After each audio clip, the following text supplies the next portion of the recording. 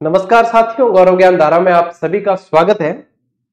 आज अपन एक नया टॉपिक पढ़ने जा रहे हैं चतुर्थ श्रेणी के जीके प्रहार बैच में, जिसका नाम है राजस्थान के प्रमुख वस्त्र और आभूषण। ये वस्त्र और आभूषण आप लोगों को वेशभूषा और आभूषण नाम से भी टॉपिक देखने को मिलेगा। तो जहां भी पूछे टाबरो ध्यान रखियो कि और टॉपिक है नहीं, लगभग एग्जाम में पूछे हो जावे। ठीक है, सबसे पहले इस क्लास में मैं आप सभी को धन्यवाद देना चाहता हूं, क्योंकि आज अपना जो है परिवार आज क्या कल हो चुका है 800 के प्लस, यानी कि 8 लाख विद्यार्थियों का परिवार अपना हो गया। 8 लाख मतलब सोचो, यदि 5,000 या 10,000 लोगों को भी यदि कहीं इकट्ठे किए जाए तो कितनी मतलब संख्या देखने को मिलती है। और 8 लाख विद्यार्थियों का ये परिवार जीजीडी का परिवार बन चुका है।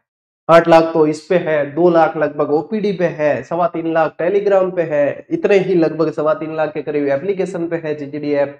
यानी कि भाई इस मामले में तो अपन हो गए धनवान।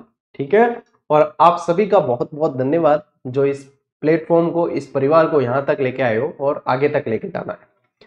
और जितना आप प्रेम, सपोर्ट, सहयोग कर रहे हो, उतना ही हम भी कोशिश करते हैं कि जितना हो सके आप लोगों को और सपोर्ट किया जाए। इसीलिए आप देखते हो कि लगातार जो है अपनी क्लासेस चलती रहती है, चाहे शांति काल हो चाहे युद्ध काल हो, निरंतर चलती रहती है और बिना किसी रुकावट के विद्यार्थी यहाँ से पढ़ते रहते हैं। चलो साथियों, आज के इस क्लास में प्रारंभ में हो गई ये बातें, अब बढ़ते हैं अपन वस्त्र आभूषण की तरफ। आज स्पेशली अपन जो पढ़ने जा रहे हैं इसमें ये वेशभूषा पढ़ेंगे, और वेशभूषा में भी अपन स्पेशली पुरुषों की वेशभूषा पढ़ेंगे। क्या पुरुष क्या क्या पहनते हैं, कि पुरुष पहने टी शर्ट, पुरुष पहने शर्ट, ठीक है, पुरुष पहने पैंट, जीन्स, ये सब, ठीक है, कुर्ता पैजामा, ये सब।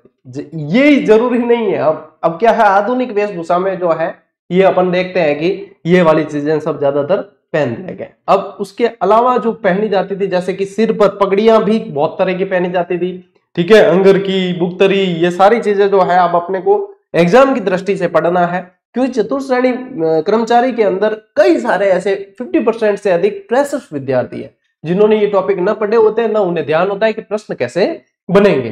तो इनके लिए जो है ये क्लास व्यवस्थित तरीके से, विधिवत तरीके से देखनी बहुत जरूरी है। और जहां जहां मैं जोर बताऊं आपको कि यहाँ लगाना है, वहां पे आप लोग मोस्ट इंपोर्टेंट लगा दें और उसको बिल्कुल हल्के में नहीं लें।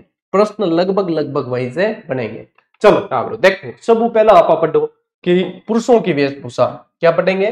पुरुषों की वेशभूषा। अब मैं यहाँ पे आप लोगों को कहीं जींस टी शर्ट वगैरह जो है पढ़ने में नहीं मिलेगा, एग्जाम की दृष्टिकोण से पढ़ना है। ठीक है, सबसे पहले ही अपन बात करते हैं पगड़ी की।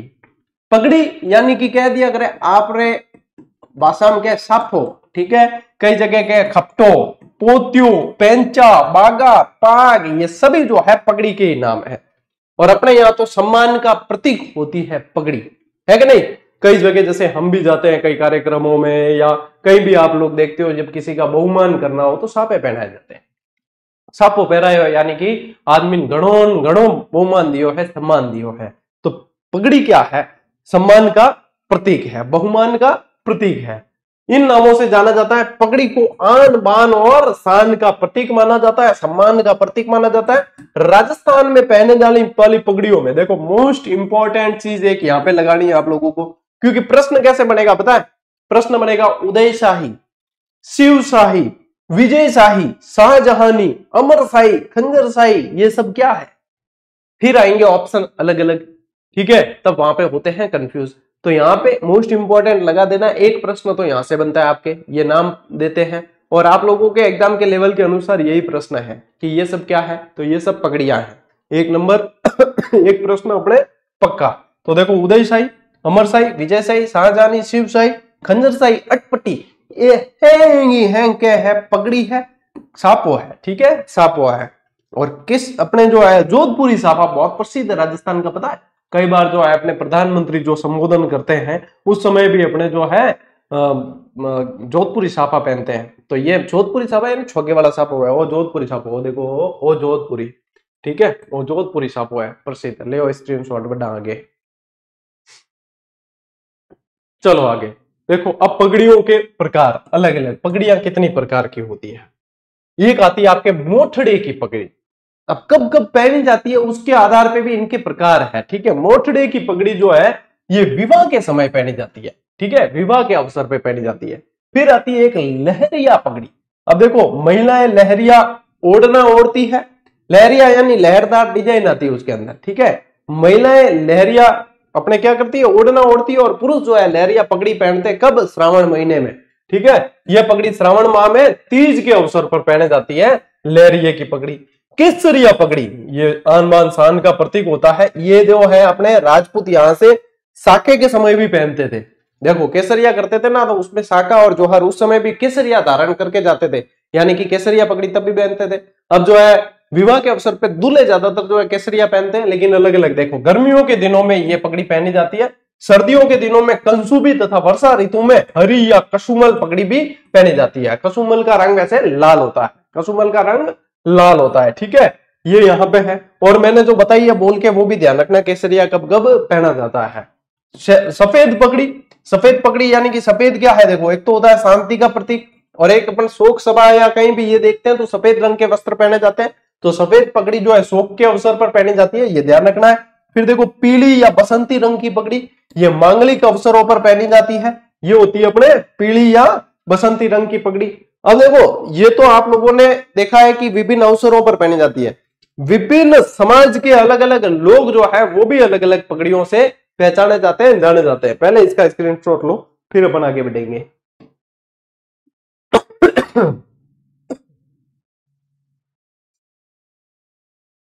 देखो मदिल या बेली, एक्चुअली मदिल का यदि कलर पूछे आप लोगों को तो ध्यान रखना, मदिल ज्यादातर होती है काले रंग की पगड़ी होती है। दशहरे के अवसर पर पहने जाने वाली ये पगड़ी है जिसको मदिल बोला जाता है।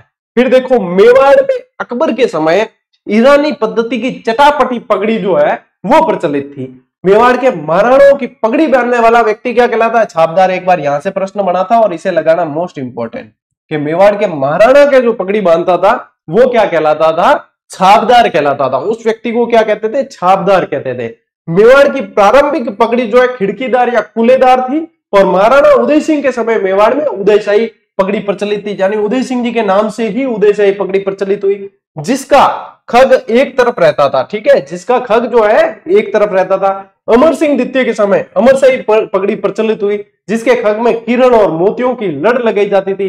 भीम सिंह जी के काल में भीमशाही पगड़ी आरंभ हुई, जिसका खग मोटा तथा तोते की नोक सा निकला होता था। अब देखो ये खग वाली लाइनें याद नहीं भी रखो ना तो भी चलेगा, ये सिर्फ पढ़ लिया आपने तो भी खूब है, याद नहीं रखोगे तो भी चल जाएगा, लेकिन ये नाम इनके याद रखना है, भीमशाही, अमरशाही, उदयशाही, विजयशाही, अटपटी, ये सारे नाम याद रखना, क्योंकि यहां से प्रश्न बनता है और यहीं से एग्जामिनर प्रश्न पूछता है, ठीक है। ये देखो पगड़ियों के लिए जो है अपने जो पगड़ियों का संग्रहालय भी, बागौर संग्रहालय के अंदर भी जो है पगड़ियां बहुत सारी पड़ी है। ले स्क्रीनशॉट। चलो टाबरो बढ़ो आगे। मेवाड़ के विभिन्न सामंतों के अलग अलग पगड़ियां बांधी जाती थी। मेवाड़ के जो है अब ऐसे अपन पढ़ते हैं 16 उमराव, और इनकी सबकी अलग अलग मतलब पगड़ियां होती थी, और उन पगड़ियों से उनकी पहचान होती थी, ठीक है। देख लो इतनी तरह की जो है पगड़ियां पहनी जाती थी, अलग अलग पगड़ी बांधते थे अलग। देखो चुंडावत शाही पगड़ी का कौन से जो है सरदार बांधते थे, कौन से सामंत बांधते थे, तो सलूम्बर के सामंत बांधते थे। जसवंत शाही पगड़ी कौन बांधते थे, देवगढ़ के सामंत बांधते थे। मांडव शाही पगड़ी कौन मानते थे, कानौड़ के सामंत। राठौड़ी पगड़ी कौन मानते थे, बदनौर के, बदनौर अब कहां है, ब्यावर में।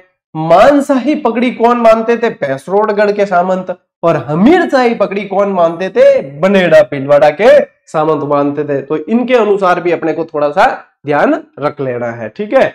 महाराणा प्रताप जो है बखरमा पगड़ी बांधते थे, मोस्ट इंपॉर्टेंट प्रश्न है, ठीक है। महाराणा प्रताप कैसी पगड़ी बांधते थे, बखरमा पगड़ी। और उदयपुरी पगड़ी तथा जोधपुरी साफा अपनी बंदाई के लिए संपूर्ण भारत में प्रसिद्ध है। देखो उदयपुरी पगड़ी तो कैसी होती है आप लोगों को पता है, देखो इसमें फोटो है, ये उदयपुरी है। ये कैसी है, ये उदयपुरी, मेवाड़ी कह सकते हो आप, ये इस तरह की होती थी। और जोधपुरी साफा मैंने आप लोगों को पहले ही बता दिया, ये जोधपुरी साफा है, ये भी जोधपुरी साफा है। छोगे वाला जो साफा आता है वो जोधपुरी साफा होता है। छोगे वाला यानी कि ये देखो ये पीछे से ये छोगा होता है इसके, और ऊपर ये होती है कलंगी। ये क्या होती है, कलंगी। ये मोर जैसी, मोर पंख कलंगी कहलाती है, ये मोर पंखी जैसी होती है, और कई जो है सीधी ऐसे डायरेक्ट भी कलंगी बना देते हैं। तो अलग अलग चीजें हैं। कलंगी व कलंगी कई जना जो है इन माते वो लगा हुए भी मिनके के दिमाग को नाम निकल गो मेरे अरे यार, बहुत डिजाइन लावे ना आगे, अभी आएगा नाम मुझे याद। देखो, जयपुर में खूंटेदार पगड़ी, मारवाड़ में छज्जादार पगड़ी और उदयपुर में चपटी पगड़ी पहनी जाती है। जयपुर की पगड़ी को राजाशाही पगड़ी कहते हैं। हाड़ौती की पगड़ी को सादा पेंच वाली पगड़ी भी कहा जाता है। ठीक है, इस रंगीले राजस्थान में जाति और संप्रदाय के आधार पर भी अलग अलग है। जैसे कि बिश्नोई और रामसनी संप्रदाय के लोग कैसी पगड़ी बांधते हैं? सफेद पगड़ी बांधते हैं। ये देखो, बिश्नोइयों में ज्यादातर आप लोगों ने देखा होगा कि बिश्नोइयों के जहां भी आप लोगों को सभा सम्मेलन यदि दिखे तो सफेद ही सफेद पगड़ी देखने को मिलेगी। क्या? हाँ, वहां पे जो है इनकी मतलब इनके अंदर और रामसनी संप्रदाय को जो मानते हैं वो सब सफेद पगड़ियां मानते हैं। और यदि आप देवासी समाज को देखोगे, जिन्हें रायका, रबारी अन्य नामों से भी जाना जाता है, देवासी समाज देखोगे तो उनकी अलग ही वेशभूषा है और उनकी लाल पगड़ी उनका पहचान है, उनकी पहचान है। शादियों में, समारोह में, जहां भी आप देखोगे। अब देखो, आजकल थोड़े से युवा जो है मॉडर्न हो गए, तो कई जगह नौकरियां लग गए तो वो पगड़ी और वेशभूषा वो वाली पहन के नहीं जाते। लेकिन यदि वो मांगलिक कार्यों में, वो यदि ऐसे अवसरों में, सामाजिक कार्यों के अंदर जाएंगे तो उन्हें भी अपनी वेशभूषा पहनकर जाना होता है और पहनकर जाते हैं, बड़े शान से पहनकर जाते हैं। उनकी पगड़ी उनकी पहचान है। कि कुछ समय पहले जोधपुर में एक इनका महासम्मेलन हुआ था देवासी समाज का, तो वहां पे मतलब ऊपर से ड्रोन से शॉट लिया, मतलब लाल पगड़ियां ही लाल पगड़ियां दिख रही थी। तो इससे पता चलता है कि भैया ये इनकी पहचान है, लाल पगड़ी। ठीक है, तो देखो, कबीरपंथी लोग जो है वो लाल रंग की पगड़ी पहनते हैं, माली और रेबारी जाति गहरे लाल रंग की। अब इनकी जो देवासी समाज की पगड़ी होती है ना, वो अलग ही दिखेगी। वो कैसी होती है? कपड़े को ऐसे बिल्कुल ऐसे यूं गूंथ के और फिर बांधते हैं। यदि आप दूसरी पगड़ी देखोगे, इसमें इतना नहीं है। देखो, इसमें एक तो पगड़ी इनकी बहुत बड़ी होती है देवासियों की, और यहाँ पे देखोगे तो इतनी बड़ी नहीं दिखेगी। देवासियों की पगड़ी जो है बहुत बड़ी दिखती है ऐसे, और पूरी मरोड़ के और ऐसे बनाई जाती है। ठीक है, बाकी दूसरे सापे यदि देखोगे ना, जोधपुरी वगैरह, तो इतने ये जो है आटे इतने नहीं लिए जाते। लेकिन इसमें देखो आटे कितने लिए जाते हैं, यूं पूरी घुमाकर बांधी जाती है। अलग ही पहचान में आती है कि ये देवासी समाज के लोग हैं, ये देवासी समाज की पगड़ी है। तो ये अपने को ध्यान रखना है। ले स्क्रीनशॉट।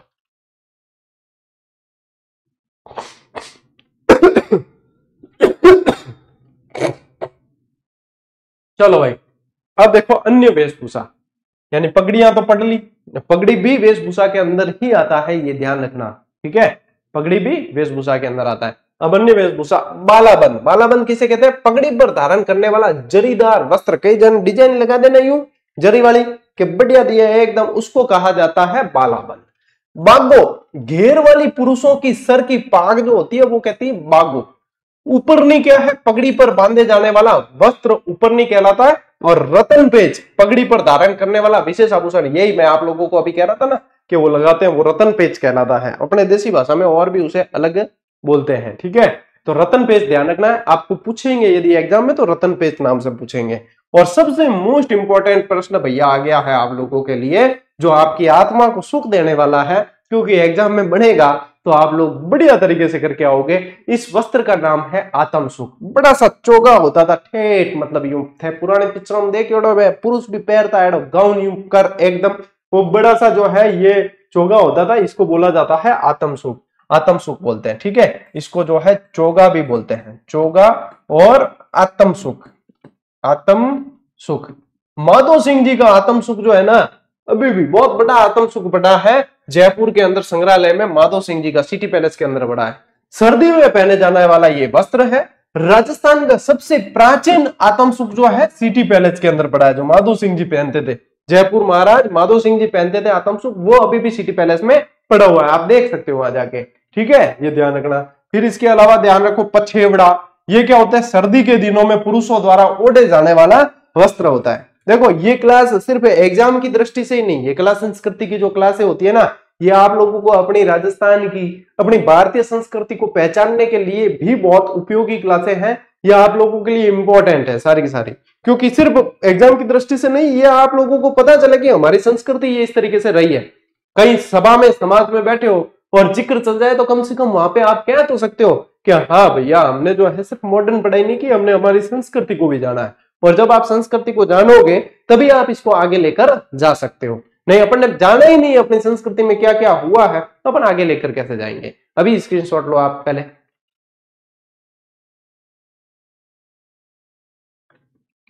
चलो टावरो देखो, भाकला या भाकली, भाकला और भाकली राजस्थान के गांवों में सर्दी के मौसम में प्रचलित वस्त्र है। भाकला और भाकली कई तो अड़ा है, मेरे भी मतलब देखिए ओड़ा नहीं है कि भाई एक ही है, लेकिन तो भी अपन पढ़ना है क्योंकि किताब हम लिखी ओड़ा कला संस्कृति की में, तो अपन पढ़ना जरूरी है। इनके अलावा कमरबंद पटका, जामा या अंगरखी के ऊपर कमर के आसपास बांधे जाने वाला वस्त्र है। अहमदाबाद और बनारस के पटके प्रसिद्ध है, ध्यान रखना, अहमदाबाद और बनारस के पटके प्रसिद्ध है, कमर के आसपास बांधते हैं। फिर आता है आपके गुग्गी और बरसाती। तो देखो गुग्गी यानी हम थोड़ी कम दिखे लेकिन तो भी दिखे, बरसात के दिनों में पहला जी को ध्यान है यू कट्टो ओढ़ जाता, कई हमें भी दिखे कई जगह गाँव में छतरियां वगैरह जो है बहुत पहले कम काम में ली जाती थी। एक कट्टा होता था या बोरी होती थी, उस बोरी को जो है ऐसे तिकोना सा करके और उसे ओढ़ लेते थे, उसको कहते थे गुग्गी। ठीक है, उसको कहते थे गुग्गी। और यही जो है पूछा भी जाता है गुग्गी या बरसाती। वर्षा से बचने के लिए ऊन या टाट की बोरी से बनाया जाने वाला वस्त्र एक कटियों बना देता आपा। तो अपा देखिए प्लास्टिक का कटिया आता बड़ा बड़ा, ठीक है, चाहे पशु आहार रहा या और भी कोई दूजा, तो बीऊ जो है गोगी बना देता।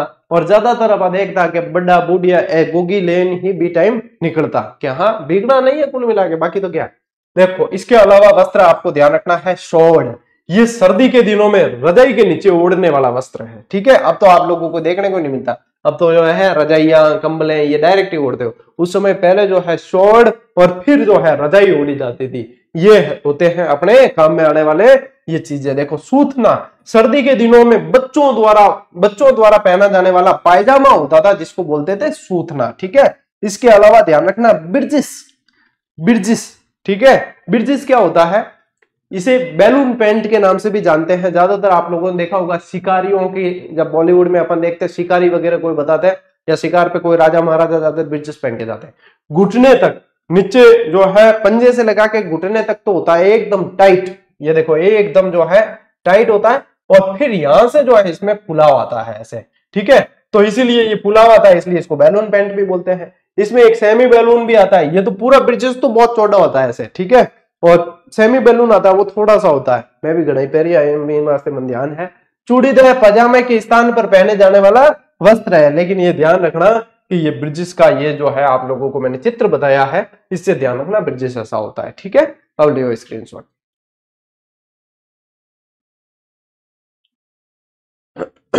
चलो बढ़ा आगे।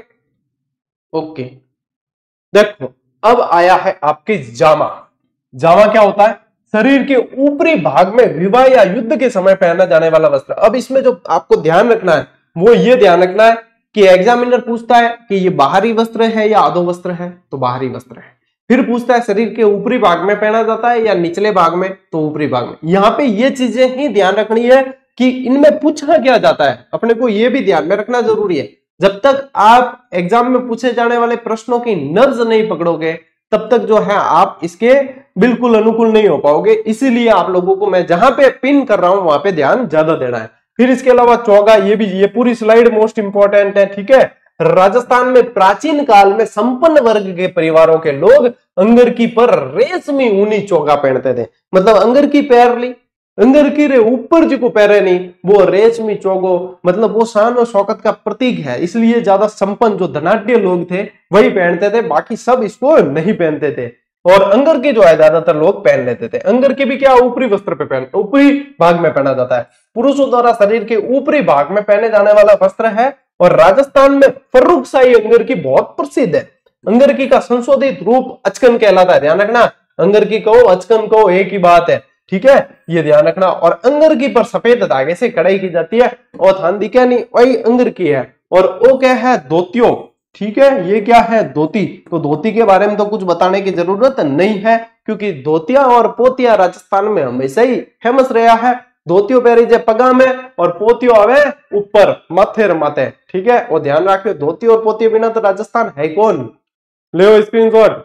अरे रुको, बुगतरी। अंगरकी को गांवों में ही बुगतरी कहते हैं। यानी कि आप देखो एक चीज, एक तो अंगरकी क्या आ गया, अंगरकी, एक आ गया बुगतरी। उगतरी, एक आ गया अचकन। ये सारे एक ही तरह के वस्त्र है, यानी एक ही वस्त्र है जिनके ये नाम है। इसके अलावा ध्यान रखना, खेस शरद ऋतु में पुरुषों द्वारा कंधों पर डाले जाने वाला वस्त्र है, और अपरदेशी भाषा में कहते हैं इन्हें खेला, कहते हैं खेला, या फिर बोल देते हैं खेसले। जो लेटा के बहुत प्रसिद्ध है, जो जालोर के पास में लेटा गांव है, वहां के ये खेसले बहुत प्रसिद्ध है। तो खेला कहते हैं या खेसले कहते हैं या खेस कहते हैं, एक ही बात है, सिर्फ मतलब ऐसे ओढ़े जाते हैं। ठीक है, ले स्क्रीनशॉट। चलो, इसी के साथ आपके शॉर्ट एंड स्वीट क्लास पूरी हुई। ये 20-22 मिनट की क्लास में आप लोगों को जो है कई सारी चीजें मिली है, और बढ़िया तरीके से नोट्स बना लेना इनके, क्योंकि लगभग पुरुषों के जो वस्त्र है ना, वो इस क्लास में पूरे हुए आप लोगों के। अब अपन जो अगली क्लास पढ़ेंगे उसमें महिलाओं के वस्त्र, फिर आभूषण, इस तरीके से पढ़ेंगे, और इसी तरीके से अपने को जो है ये बचे हुए टॉपिक पूरे कर लेने हैं, क्योंकि लगभग मैं जो है आप लोगों के चतुर्थ श्रेणी के अंदर 85 से 90% कोर्स करवा चुका हूं। और इसके अलावा जो क्लासें बाकी रही है ना, वो भी कहीं ना कहीं मैंने 2-2, 3-3 बार इसी चैनल पे पढ़ा रखी है। अब कई विद्यार्थियों को ऐसा लगता है गुरुजी थोड़ा सा जल्दी बता दो, फास्ट बता दो, ये कंप्लीट कर दो, वो कर दो, तो उन्हें मैं बताऊं कि भैया ये सारे टॉपिक मैंने इसी चैनल पर आप लोगों को 2 से 3 बार पढ़ा रखे हैं। यदि जिसको भी जल्दबाजी हो, उतावल हो, तो वो जो है सर्च करके या प्लेलिस्ट में जाकर देख लो। ठीक है, क्योंकि कला संस्कृति वगैरह कंटेंट वही रहना है। ये फ्रेश बैच इसलिए पढ़ा रहा हूं क्योंकि विद्यार्थियों की ये इच्छा होती है कि जब अलग वैकेंसी है तो उसके लिए अलग से फ्रेश बैच पढ़ाया जाए। बाकी ये सारी चीजें जो है पूरी तरीके से निःशुल्क उपलब्ध है, तो जिन्हें भी उतावल है नहीं, मैं देख सको, क्योंकि सारी फैसिलिटी मैं कर रखी है थारे। जो भी भूगोल, इतिहास, कला, संस्कृति, पॉलिटी, सब कुछ पढ़ा रखा है इस पे, साइकोलॉजी तक पढ़ा रखी है, इंग्लिश, हिंदी, गणित, विज्ञान, सारे सब्जेक्ट पढ़ा रखे हैं आप लोगों के। तो मतलब अब यदि आप नहीं देखते हो, कई सारे मेरे पास जैसे कमेंट आता है, कई सारे, ठीक है, बहुत सारे कमेंट आते हैं, गुरुजी वो टॉपिक अभी तक नहीं पढ़ाया जीके प्रहार बैच में। अरे टाबर इम नहीं पढ़ाया तो क्या हुआ, इस चैनल में 4 बार पढ़ा रखियो, तू सर्च कर देख ले, कम थे देख सको ना। कई जना के गुरुजी सेकंड ग्रेड का बैच कब शुरू करोगे, वो पढ़ाओ, हमें तो वो पढ़ना है। अब देखो जो फ्रेश क्लास है, जो पढ़नी है भूगोल वगैरह की, वो तो यहाँ से रेगुलर पढ़ाई रहे हैं, उनमें से पढ़ लो। इसके अलावा सेकंड ग्रेड का बैच जो है लास्ट वैकेंसी पूरा पढ़ाया है, तो उसमें से पढ़ना है। सिलेबस जब चेंज नहीं है तो उसमें क्या चेंज करेंगे बताओ, भारत के और विश्व के भूगोल, और उसमें क्या चेंज करेंगे अपन, भारत और विश्व के भूगोल में कोई चेंज ही नहीं है। तो बस ये है आप लोगों की देरी है, और बस कमेंट कर लो, हाँ हो रहा है कि कमेंट करना सर पढ़ा दे, नहीं पढ़ा है। जो चीज पढ़ाई हुई है वो जैसे सेकंड ग्रेड वाले वो पढ़ना है आप लोगों को खुद को, क्योंकि हमने पूरा कोर्स पढ़ा रखा है और प्लेलिस्ट बन रखी है अलग से, पढ़ना है।